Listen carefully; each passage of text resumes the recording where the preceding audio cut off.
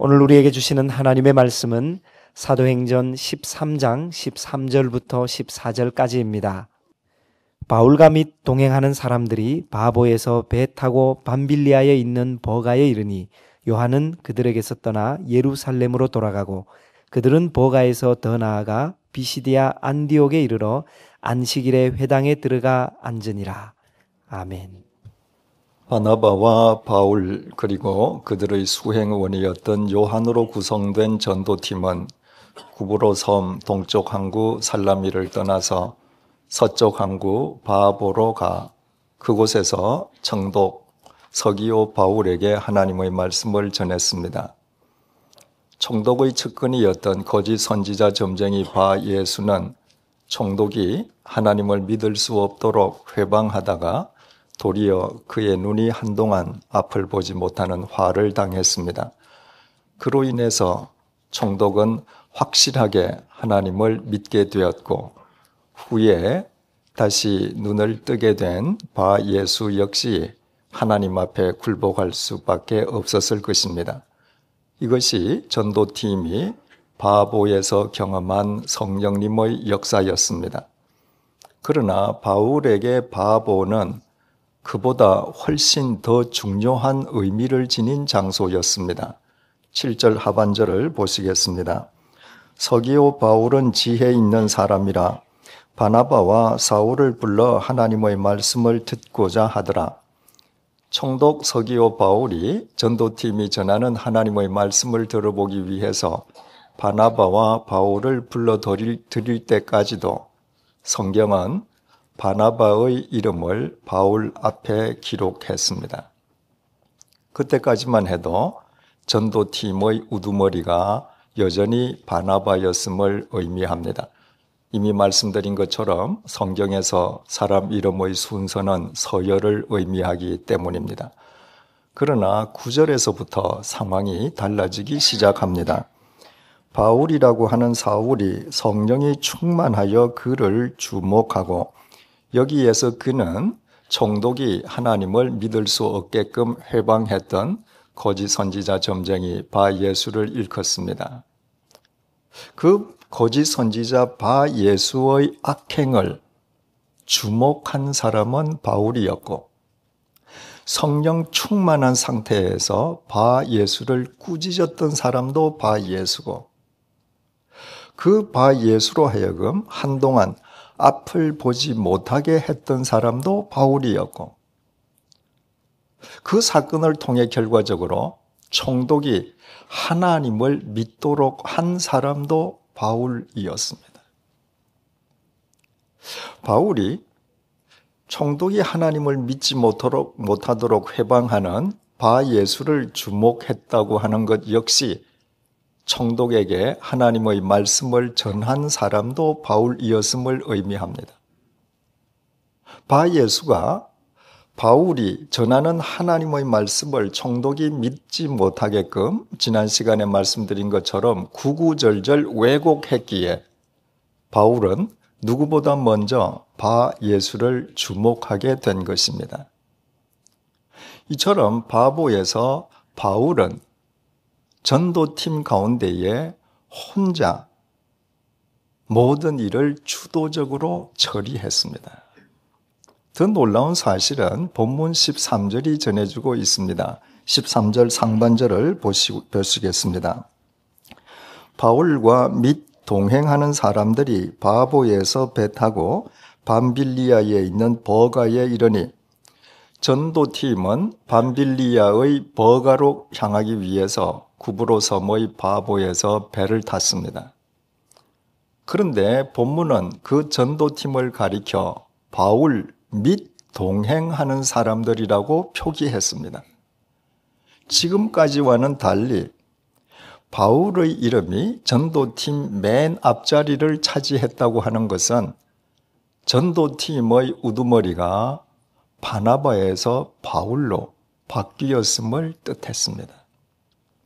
본문 이후부터 성경은 계속 바울의 이름을 가장 앞세우고 있습니다. 이를테면 바보를 기점으로 바울은 명실상부한 우두머리로 부상한 것이었습니다. 바나바는 본래 안티옥 교회 담임 목사였습니다.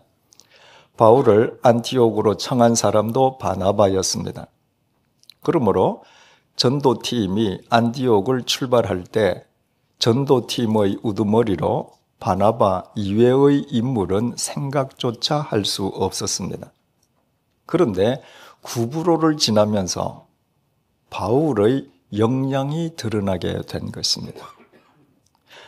교회 목회 현장에서는 바나바의 역량이 두드러져 보였는데 전도의 현장에서는 바울의 역량이 바나바를 압도한 것이었습니다.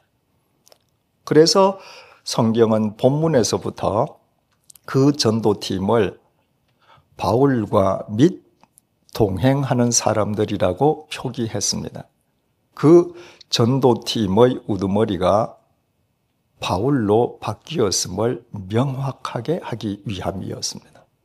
그러나 그것은 바울 개인이나 다른 팀원들이 원했기에 이루어진 일이 결코 아니었습니다. 전도팀은 안티옥을 출발할 때부터 성령의 인도하심 속에 있었습니다. 그러므로 바울로 하여금 전도팀의 새로운 우두머리 역할을 감당하게 하셨던 분도 성령님이셨고, 성경에 바나바보다도 바울의 이름이 먼저 기록되게 하신 분도 바로 성령님이셨던 것입니다. 이 이후에 사도행전의 초점이 오직 바울 한 사람에게만 집중되기 시작한 것이 바로 하나님의 영이신 성령님의 역사였다는 말입니다. 뜻밖에도 바보에서 전도팀의 우두머리가 된 바울이 버가행 배를 탔습니다. 그 배에 몸을 싣고 새로운 전도지로 향하는 바울이 어찌 감회해졌지 않았겠습니까? 지중해 망망대해를 바라보면서 어찌 자신의 지난 날들을 되돌아보지 않을 수 있었겠습니까?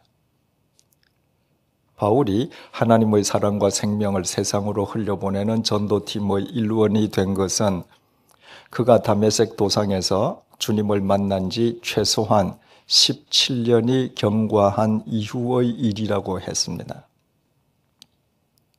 그 17년이라고 하는 세월은 바울에게는 다메섹과 예루살렘에서 주님의 증인으로 살려던 자신의 뜻이 무산된 좌절의 세월이었습니다. 아라비아 광야에서 3년 동안 혼자 경건의 훈련을 거쳐야만 했던 고독의 세월이었습니다. 고향 다소에서 무려 13년 동안이나 칩거하지 않을 수 없었던 고통과 아픔의 세월이었습니다. 그런데 지나간 그 모든 세월들이 바울의 오늘이 있게 해주시기 위한 하나님의 은총의 시간들이었던 것입니다. 그 모든 시간들로 인해 바울은 드디어 사도행전의 중심 인물로 새롭게 빚어질 수 있었던 것입니다. 하나님의 영이신 성령님께서 바울과 함께 해 주시지 않았던들 결코 바울에게 있을 수 없는 일이었습니다. 그렇다면 이처럼 자신의 인생을 되돌아보면서 바울이 자신을 신묘막측하게 새롭게 가다듬어 주신 하나님의 은혜에 감격하면서 하나님께 더욱 충성할 것을 그 배 위에서 굳게 결심했을 것임은 능히 짐작할 수 있습니다. 감사한 것은 2000년 전에 바울을 그토록 오묘하게 가다듬어 주셨던 성령님께서 지금 이 시간 우리와도 함께하고 계신다는 사실입니다. 오늘은 올해의 마지막 주일인 송년주일입니다. 올해 우리 교회의 표어는 오직 하나님의 영으로였습니다. 지중해 위에서 자기 인생을 반추해보던 바울의 심정으로 우리가 우리의 지난 1년을 되돌아본다면 하나님의 영이신 성령 하나님께서 우리의 삶 속에서도 우리를 가다듬어 주시기 위해 한치의 오차도 없이 치밀하게 역사해 주셨음을 확인할 수 있습니다. 여기에 송년주일의 의의가 있습니다. 우리에게 송년주일이 있기에 우리는 우리의 지난 1년을 성령님의 빛으로 조명할 수 있는 은혜를 누릴 수 있습니다. 지난 1년 동안 성령님께서 자신들의 삶 속에서 자신들을 바로 세워주시기 위해서 어떻게 역사하셨는지 이 시간에는 세 분의 고백을 직접 들어보도록 하겠습니다. 안녕하십니까. 저는 369구역 윤선정입니다. 29 중반까지 저에게 기독교라는 종교는 거리가 한참 멀고도 먼 저와는 전혀 상관없는 종교로 존재해 왔습니다. 한마디로 기독교는 의문과 의욕투성이 모순과 이분법적인 종교로 각인되어 있었습니다. 학창시절 아버지의 직업 특성상 이사를 많이 다녔는데 초등학교 저학년 때는 카톨릭 학교를, 중학교 때는 기독교 재단의 미션 스쿨을 다녔습니다. 제 집안은 대대로 불교 집안이었던지라 어린 시절 성당 미사도 다니고 교회 예배도 접하면서 세 가지 종교를 고루 비교할 수 있는 기회를 자연히 갖게 되었습니다. 한참 예민하던 시기인 중학교 때 채플 시간이었습니다. 이상하게도 목사님은 자꾸 저를 다른 아이들과 비교하고 친구들과 함께 떠들었음에도 불구하고 저만 자꾸 지적을 하는 것이었습니다. 그때의 상처와 좋지 않았던 기억들은 기독교라는 종교 자체를 싫어하는 계기가 되었고 서울로 대학을 와서도 붐비는 거리, 지하철 안, 심지어 캠퍼스에서도 쉬지 않고 이어지는 전도 활동을 보면서 더더욱이나 싫어지게 되었습니다. 저들은 왜 저리도 유난스러울까? 왜 알지도 못하는 사람에게 가식적으로 웃으면서 친절하게 할까? 교회에 다니는 가장 친한 친구는 왜 나를 위해 기도하고 하나님을 믿지 않는 것에 대해서 안타까워하는 걸까? 하나님을 믿지 않으면 지옥에 간다고들 하는데 그럼 타 종교인들은 전부 지옥에 가는 걸까? 등등 저에게는 많은 의혹과 질문들이 있었고 이것들을 기회가 될 때마다 친구나 지인들에게 질문했지만 누구도 시원히 답해주는 사람이 없었습니다. 혹여 대화를 한다고 할지라도 저에게는 모순적이고 편파적이고 배타적인 종교라는 이미지를 지울 수 없었던 게 사실이었습니다. 그러던 중 2년 전쯤 지금의 신랑을 만나게 되었습니다. 저희는 어떠한 특별한 계기가 있었던 것이 아님에도 불구하고 점점 친해지게 되었습니다. 물론 그 전부터 신랑이 매우 신실하고 종교 생활을 잘하고 있다는 것을 알고 있었지만 종교가 다름으로 인해서 어려운 점이나 불편함을 느끼지 못했습니다. 오히려 이 사람이 인격적으로 훌륭하고 존경할 만한 부분이 많다는 것을 느끼고 나서는 제가 알고 있던 기존의 기독교에 대한 개념이 조금씩 달라짐을 스스로 느낄 수 있었습니다. 기존의 의혹을 품었던 부분들을 그의 행동을 통해 깨우쳐가고 이런 사람이 가장 우선순위에 두고 있는 하나님은 어떤 분일까라는 궁금증이 일기 시작했습니다. 그러면서 교회를 한번 나가보고 싶다는 생각이 자연히 들게 되었습니다. 지금 돌이켜 생각해보면 성령님이 저에게 임하지 않으셨다면 있을 수 없는 일이었습니다. 그래서 올 3월 저는 지금의 신랑이 다니는 100주년 기념교회에서 이재철 목사님이 강의하시는 새신자반을 듣게 되었습니다. 머릿속에서 제 나름대로 이성적이고 체계적인 것이라 믿고 세워놓았던 의혹들을 정석으로 다져진 논리 위에 올려놓고 풀어내시는 목사님의 말씀을 들으며 그동안에 무지했던 저의 모습이 얼마나 부끄러운지 모릅니다. 저는 아직 하나님의 깊은 뜻과 섭리를 다 알기엔 너무나도 미흡하고 미약한 믿음을 가진 초신자입니다. 하지만 하나님을 인격적으로 만났고 그분의 자녀됨이 얼마나 기쁘고 행복한 일인지도 알게 되는 영광을 얻게 되었습니다. 예배, 성경 공부, 구역 모임, 성경 통독, 묵상 등을 통해서 그동안의 저의 지식이 얼마나 얄팍했는지 깨닫게 되었습니다. 이제 저는 앞으로의 저의 삶이 기대됩니다. 남들이 말하는 제2의 인생이 결혼을 하고서 시작이 되었습니다. 마찬가지로 저는 하나님을 만나고 나서 새로운 인생이 또한 시작되었습니다. 소극적이고 남이 다가오는 것을 부담스러워하는 저에게 하나님은 말씀을 통해 자꾸 상대를 사랑하고 또 사랑하라고 하십니다. 그리고 그 사랑을 실천하라고 말씀하십니다. 하나님께서 오만하고 불손하고 미흡하기 짝이 없는 저를 지금까지 기꺼이 참고 기다려 주시고 한없이 사랑해 주시고 품어 주신 만큼 저도 그만큼 하나님을 사랑하고 또 하나님을 사랑하는 만큼 제 주변에 있는 사람들을 아끼고 사랑해야 함을 알게 해주셨습니다. 그래서 매일매일이 기쁘고 설렙니다. 하나님께서 저를 어떤 곳에 어떻게 쓰실지 궁금하고 기대됩니다. 구원이 무언지도 몰랐던 저에게 성령님이 임하게 하시어 저를 건져 올려주신 하나님께 무한한 감사와 찬양을 올립니다. 감사합니다.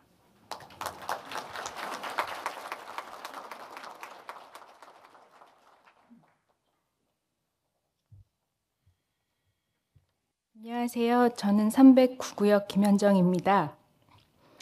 2달여 전 임신 17주에 막 접어들었을 때 일입니다. 평소 다니던 산부인과로부터 얼마 전 받은 피검사 결과가 좀 이상하니 대학병원에서 보다 정밀한 검사인 양수검사를 받을 것을 권하는 전화를 받았습니다. 특별히 추천을 받았던 신촌 세브란스 병원의 의사선생님은 양수검사 때문에 태아가 잘못될 확률은 0.5% 미만이라며 검사실로 향하는 신랑과 저를 안심시켜 주셨습니다.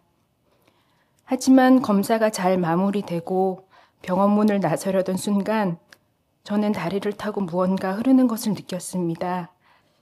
조기 양막 파열로 인해 양수가 샌 것입니다. 너무나 당황스럽게도 저희 부부는 그 희박한 확률의 피해자가 되었고 걸어서 검사를 받으러 왔던 저는 그날로 침대에서 꼼짝도 못하는 신세가 되고 말았습니다. 침대에서의 절대 안정을 요하는 상태였기 때문에 저는 간신히 돌아 눕거나 두 팔을 움직이는 것 외에는 전혀 움직일 수가 없었습니다. 식사는 물론 대소변을 가리는 일까지도 침대에서 누워서 해결해야 했습니다. 재채기나 기침을 하는 것도 자궁에 힘이 들어갈 수 있기 때문에 행여 재채기라도 나오려고 할 때면 손가락으로 코를 꾹 짚고 참아야만 했습니다. 허리가 끊어질 듯한 아픔도 퇴근 후 묵묵히 대소변을 받아내주는 남편에 대한 미안함과 참담함도 아기만 살릴 수 있다면 얼마든지 견디겠노라고 다짐했습니다. 하지만 입원한 지 며칠 후 의사선생님은 양수의 양이 계속 줄어든다면서 아기를 떠나보낼 마음의 준비를 하라고 하셨습니다. 의학적으로 지금의 상태에서 회복될 가능성은 없으며 오히려 시간이 지체될 경우 산모에게도 위험할 수 있다고 했습니다. 그때까지만 해도 아무 일 없을 것이라 스스로 위로하던 저는 태명을 팔복이라고 지을 만큼 간절한 기도 끝에 얻은 아기를 지켜주지 못했다는 미안함과 제발 하나님께서 우리를 불쌍히 여겨주실 것에 대한 간절함으로 하염없이 울기만 하였습니다. 그 순간 하나님께서 의사 선생님의 마음을 움직여 주셨을까요? 조금 전까지만 해도 단정적이셨던 의사 선생님은 입장을 바꾸어 혹시라도 있을 기적을 기대해 보자고 하셨습니다. 하지만 이틀 후에도 차도가 없는 경우 산모를 위해 아기를 포기하는 수밖에 없다는 말씀과 함께요. 그 이틀 동안 사람이 인류대학병원의 우수한 의사 선생님들과 우리 가족들이 할 수 있는 일은 아무것도 없었습니다. 하나님께서 아기를 살려주실 것이라는 확신도, 또 하나님께서 아기를 살려주셔야만 한다는 간구도 내려놓은 채 하나님께서 가장 선하신 방법으로 행하실 것을 믿고 기도하며 기다렸습니다. 주시는 분도 하나님이시오, 취하시는 분도 하나님이시니 하나님께서 필요하셔서 설령 아기를 데려가시더라도 그 결과를 순종하며 받아들일 수 있는 믿음을 주실 것을 기도하고 또 기도했습니다. 이런 과정에서 목사님들과 교회 식구들의 기도가 저에게 얼마나 많은 힘과 위안이 되었는지 모릅니다. 이틀이 지나고 떨리는 마음으로 검사 결과를 확인하였습니다. 기적과도 같이 양수가 조금씩 차오르기 시작했습니다. 그리고 그로부터 2주일이 지나 저와 뱃속의 아기는 무사히 태어날 수 있었습니다. 모든 의료진들은 저처럼 심각한 상태에 있다가 건강히 태어나는 일은 세브란스 병원 역사상 처음 있는 일이라며 기적이라고 밖에 표현하지 못했습니다. 하나님의 기적은 여기서 그치지 않았습니다. 작년 입교 교육을 받지 않겠다며 부부싸움도 불사하던 남편은 올해 자진해서 신앙의 고백을 드린 후 지난 12월 9일 입교 선서를 하였습니다. 앞으로 어떤 일이 일어날지 우리는 알지 못하지만 모든 것을 연합하여 선을 이루시는 주님께서 가장 좋은 것으로 우리에게 선대하심을 믿고 어떠한 일에든 순종하는 마음으로 나아갈 것을 다짐합니다. 감사합니다.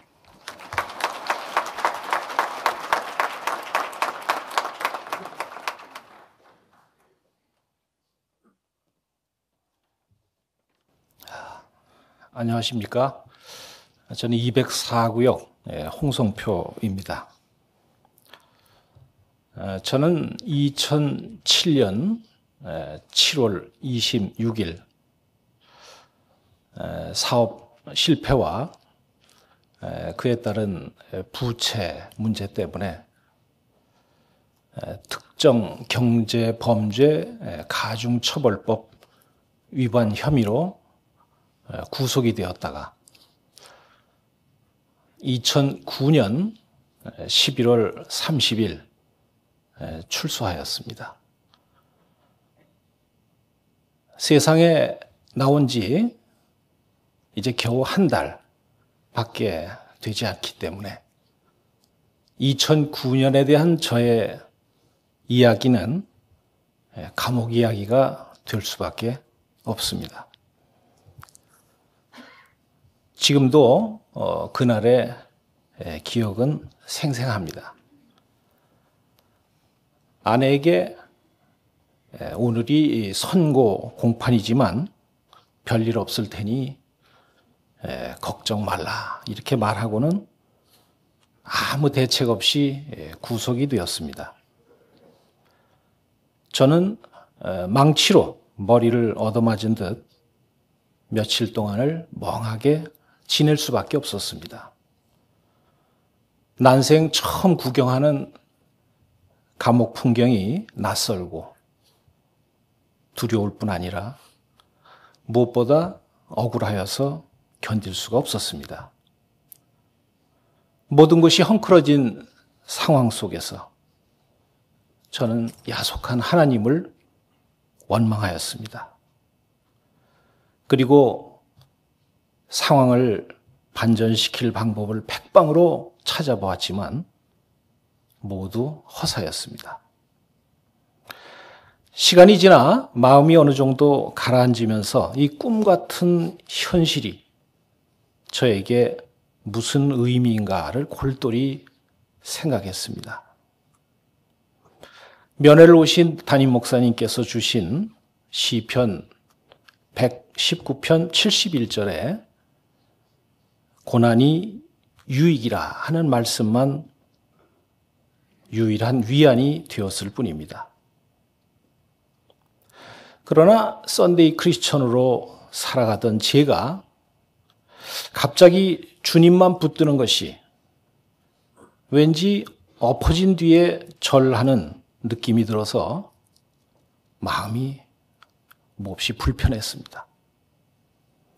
다만 이런 고난을 주신 뜻이 분명히 있겠다 싶어서 이참에 제대로 읽어보지 못했던 성경을 읽기로 했습니다.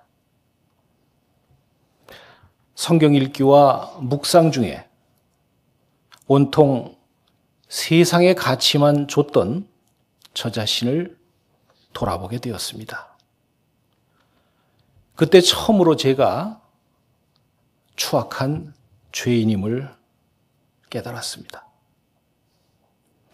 모든 것을 다른 사람의 탓으로만 여겼던 이번의 일도 그 근원이 저의 욕심에서 비롯되었다는 것을 알게 되었습니다. 하나님께서는 제 눈에 덮였던 비늘을 벗겨주시기 시작하셨습니다. 구속되기 한 달 전쯤인가요? 제 소유였던 대형 상가 임차인에게서 전화가 왔었습니다. 임대 보증금과 월 임대료를 제대로 주지 않아서 제 자금난에 일부 기여했던 사람이므로 감정이 별로 좋지가 않았습니다. 그런데 그가 경매 절차도 한참 진행된 이 시점에서 과거의 미안함을 보상한다며 자신도 아직 어렵지만 얼마라도 돕고 싶다고 말하는 것이었습니다. 보통 경매에 들어가면 다 등을 돌리는데 세상에 별일도 다 있다 생각했습니다. 마침 그때 월세 보증금이 모자라 고민하고 있었는데 해결이 되었습니다. 후에 교도소에 들어와 생각해보니 저는 아무 준비 없이 멍청하게 살아왔지만 하나님께서는 제 앞날을 대비하고 미리 준비하고 계셨던 것이었습니다. 그 후로도 하나님께서는 상상할 수 없는 기적적인 방법들을 통해 어려움에 처할 때마다 저의 가족들을 지켜주셨습니다. 어느 날 연극 배우인 제 큰딸이 면회 와가지고 외국 극단 초청으로 외국 순회 공연이 여러 건 잡혀 있고 또 안산시와 업무 제휴로 재정도 획기적으로 개선되었다고 알려주었습니다. 둘째 딸은 대학원에 진학하고 싶었는데 전액 장학금과 용돈까지 받게 되었다고 자랑했습니다. 저와 제 가정의 주인이 제가 아님을 알게 되었습니다. 무엇보다 놀라운 것은 저를 괴롭히던 해결되지 않는 모든 문제들로부터 자유로워진 것이었습니다. 감옥은 괴로움의 시작이 아니라 하나님의 치유 역사가 시작되는 곳임을 깨달았습니다. 그때부터 제 마음에 기쁨과 감사가 넘치기 시작했습니다. 성경을 읽으며 울고 목사님의 설교집 요한과 더불어를 읽으며 또 울었습니다. 이런 줄 알았으면 좀 더 일찍 들어올 걸 하는 생각이 들기도 했습니다. 그 후에 여주교도소 기독교 사동으로 옮겨 구역장도 하고 성가대 지휘도 하고 하면서 행복한 시간을 보냈습니다. 어쩌면 제 인생에서 가장 빛나는 시간이 될지도 모른다는 느낌이 들었습니다. 출소 한 달 전쯤 담임 목사님께서 편지를 통해 이사야 32장 8절 말씀을 주셨습니다. 존귀한 자는 존귀한 일을 계획하나니 그는 항상 존귀한 일에 서리라. 저는 너무나 감격했습니다. 이 천하고 때 묻은 저를 존귀한 일에 쓰실 수도 있다는 희망 때문이었습니다. 저는 출소 전날 그곳의 형제들에게 이렇게 말했습니다. 이곳이 지옥인 줄 알았는데 지나고 보니 천국이더군요. 광야길을 끝내고 저 문을 나서는 것은 요단을 건너 가나안으로 들어가는 것을 의미할 것입니다. 가나안에 들어가는 순간 새로운 전쟁이 시작됨을 저는 잘 알고 있습니다. 과거 세상길의 전쟁에서는 졌지만 이번 거룩한 전쟁에서는 결코 지고 싶지 않습니다. 인생의 결산에 들어갈 이 늦은 나이에 새로운 삶을 살게 해주신 하나님께 감사와 찬양을 드립니다. 감사합니다.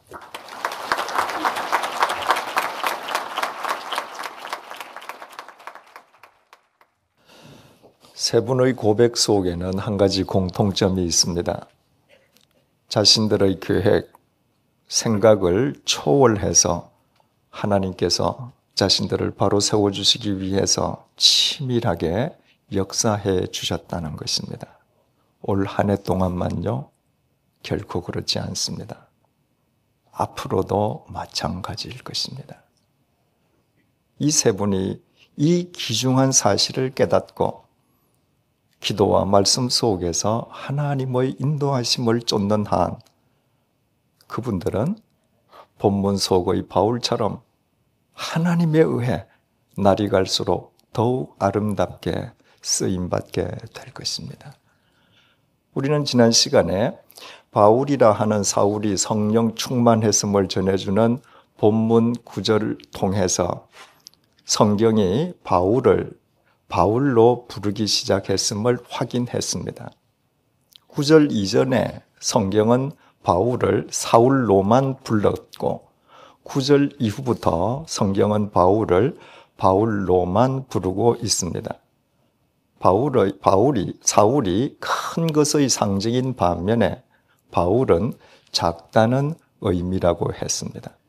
그런데 성경에서 바울이 사울에서 바울로 불리기 시작한 장소가 바로 바보. 다시 말씀드려서 바울이 성령님에 의해 전도팀의 새로운 우두머리로 부상되기 시작한 바보였습니다. 이와 같은 사실을 통해서 우리는 대단히 중요한 사실을 깨닫게 됩니다. 바보에 당도한 바울이 자신의 삶을 통해 역사하시는 성령님의 역사 앞에서 더 이상 자기 자신을 사울, 큰 자라 여기는 자만을 가질 수가 없었습니다. 그는 하나님 앞에서 작고 작은 바울이 되었고, 그가 하나님 앞에서 작아지면 작아질수록 하나님의 영이신 성령님께서는 그의 삶 속에서 더욱 충만하게 역사하셨고, 그 결과로 바울은 사도행전의 주인공으로 우뚝 설 수 있었습니다. 이제 올해는 앞으로 나흘 남아 있습니다. 이 나흘 동안 지난 1년간 우리의 성공과 실패를 초월해서, 우리의 모든 상황을 초월해서 우리를 바로 세워주시기 위해 치밀하게 역사하신 은총의 손길을 되돌아보십시다. 하나님의 그 은총의 손길 앞에서 우리 모두 더욱 작고 작은 바울이 되어 2009년을 매듭짓고 그 매듭 위에서 2010년을 맞이하십시다. 버가를 향하는 배를 타고 가는 바울 앞길에 그가 전혀 예상치 못했던 사도행전의 대역사가 펼쳐지기 시작했듯이 작은 바울의 마음으로 2010년을 맞는 우리의 삶 속에서도 하나님의 영이신 성령님께서는 더욱 오묘하게 역사해 주실 것입니다. 기도하시겠습니다.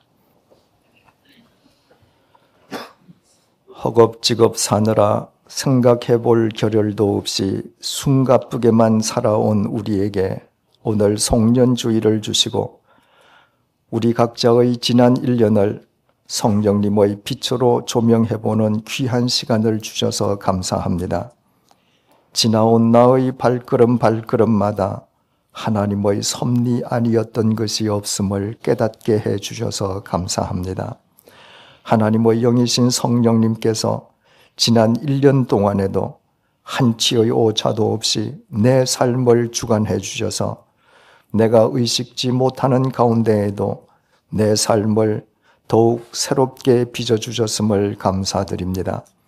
하나님의 그 은총 앞에서 이제 더욱 작은 바울이 되어 낮고 낮은 마음으로 2009년을 매듭 지으며 그 매듭 위에서 성령님의 인도하심을 쫓아 2010년을 맞이합니다. 하나님의 도구로 온전히 쓰임받는 희열을 누리게 해 주십시오. 나의 사지백체를 하나님의 사랑과 생명을 세상으로 흘려보내는 하나님의 통로로 마음껏 사용해 주십시오. 내가 하나님 앞에서 작은 바울이 될수록 하나님의 영이신 성령님께서 내 삶 속에서 더욱 충만하게 역사하심을 잊지 않도록 도와주십시오. 지중해의 물살을 가르고 버가로 향하는 바울의 앞길에 그가 예기치 못한 사도행전의 대역사가 펼쳐졌듯이 작은 바울로 2009년을 매듭짓고 2010년으로 향하는 우리의 앞길에 신사도행전이 펼쳐지게 해 주십시오. 예수님의 이름으로 기도드립니다. 아멘.